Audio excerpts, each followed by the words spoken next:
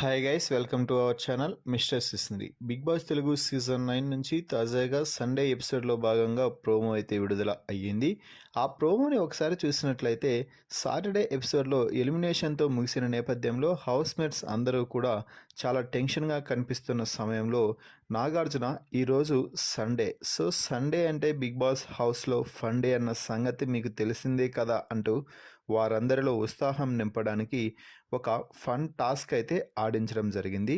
హౌస్లో ఉన్న కంటెస్టెంట్స్ని 2 టీమ్స్గా విభజించి ఒక ఫన్ టాస్క్ అయితే ఇచ్చారు.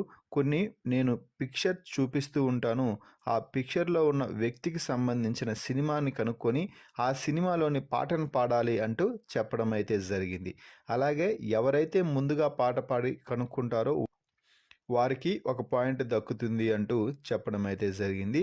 సో ఇక ఈ టాస్క్ చాలా ఫన్నీ వేలో సాగింది అని చెప్పవచ్చు.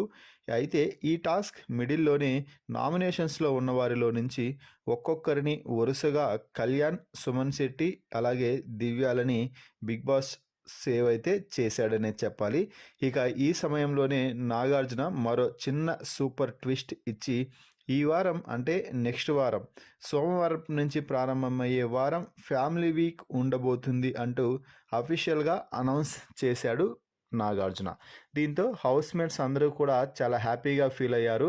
అయితే సంజనాకి మరోసారి గుర్తు చేస్తూ, సంజన నీకు ఫ్యామిలీ వీక్ లేదు, హౌస్ మేట్స్ అందరూ కలిసి నిన్ను అలా ఫ్యామిలీ వీక్ లేదు అనేసి నీపై బిగ్ బాంబ్ వేశారు కాబట్టి నీకు ఫ్యామిలీ వీక్ లేదు అంటూ కరాఖండిగా చెప్పడంతో సంజన మరోసారి కంటతడి పెట్టుకుంది. అయితే మిగిలిన వారందరూ కూడా సంజనాని అయితే ఓదార్చే ప్రయత్నం చేస్తున్నారు.